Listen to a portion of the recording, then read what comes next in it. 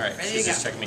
What's up? It's Brett Andrews from Z100 with the incomparable Sara Bareilles. Hello, Sara. Hi. First of all, thank you so much for coming and doing this show for us. We're so excited. Thanks for using that word to describe me. What's that, incomparable? Yeah. I've been practicing it all day.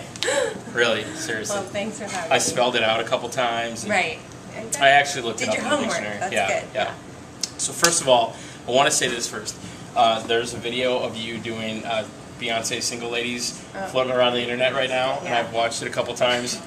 Awesome. What made you do that video? That's. I mean, you did it for Billboard, but do they just let you pick any song? And yeah, they asked you to pick a cover, you know, and at that point, like we haven't been touring in a while, and so I haven't been playing anything, you know, differently in a long time. So I was trying to sort of rack my brain on what would be fun and really different, and I think I found it. With I think though you found like the 3 or 4 manliest singers, your band.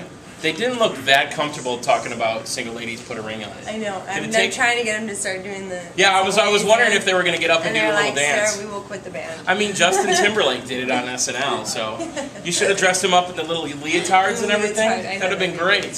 So, King of Anything is just blowing up here in Portland. We love that song. We were on one of the first radio stations to play it, and we just... I heard. You guys were the first. It was all me, actually. I made all the decisions. But we love it. But I have to ask you, like, it's funny because it's such a, like, upbeat, fun song, but it's actually pretty angry. Like, the lyrics, like, it's telling somebody, hey, you're not as cool as you think you are. So what was the basis behind that song? The song came from... being at the point where we were about to go to the studio and I was sharing this music. I've been pretty outspoken about how I had a really hard time writing for this record and was dealing with major writer's block and just kind of insecurity across the boards.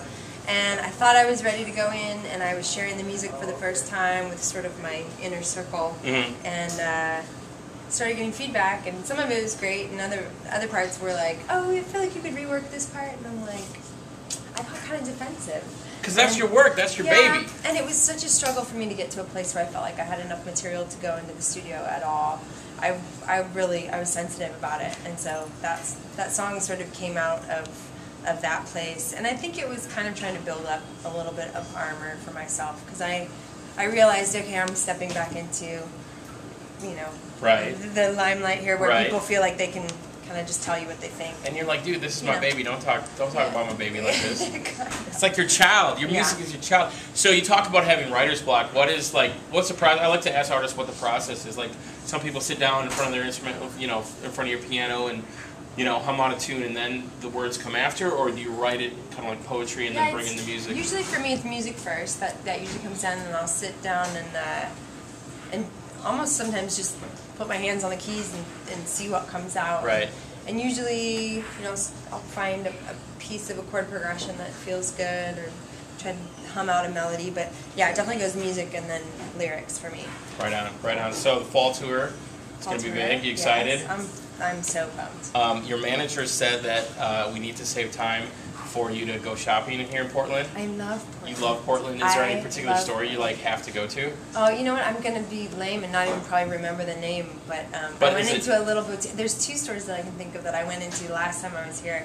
One was a little clothing boutique, and I walked out with big bags. And then I went into this cool little funky like stationary jewelry store.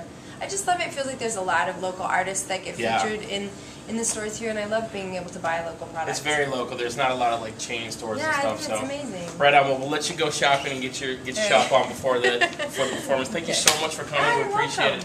Sara Bareilles on Z100Portland.com.